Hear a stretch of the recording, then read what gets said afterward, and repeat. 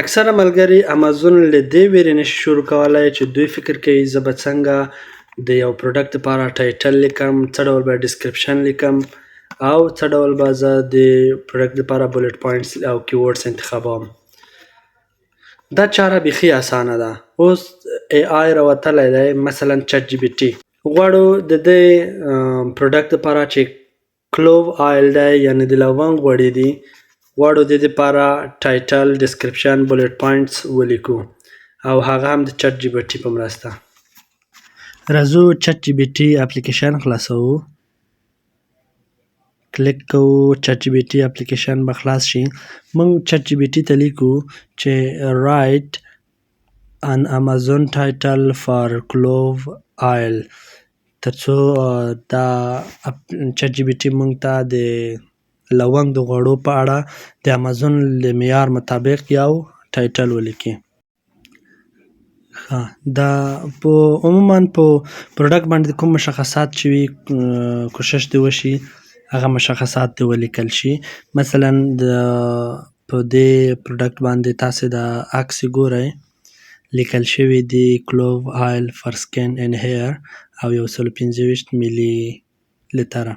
دا د چټ جی بی ټي یو ټایټل ولیکلو خو کوچنی دی.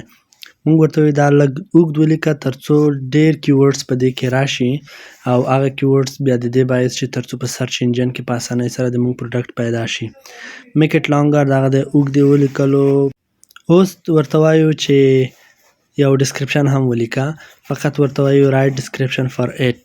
چټ جی بی ټي به یو د انګلیسي د ادبیاتو مطابق یو ډسکرپشن ولیکي چې په هغې کې به نه ګرامري اشتباه وي او نه هم سپیلنګ، او ټول معلومات به د پروډکټ اړوند وي. که تاسې دا ویډیو درته ودروي او دغه ډسکرپشن ولولئ خپله به هم حیران پاتې شئ.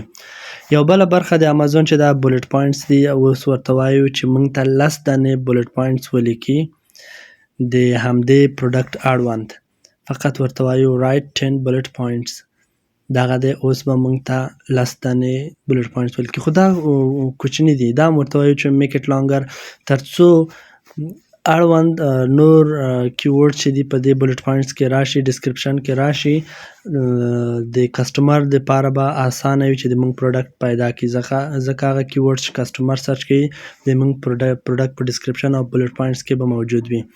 نو په همدومره سادهګۍ سره هر څوک کولی شي د یو پروډکټ دپاره ټایټل او ډسکرپشن، بولټ پوینټس، کیورډز د ای آی په مرسته ولیکي. هغه که چټ جی بی ټي وي، که بارد ای آی وي، که بینګ وي او یا هر ډول ای آی وي، نو کولی شي د پروډکټ اړوند معلومات ولیکي.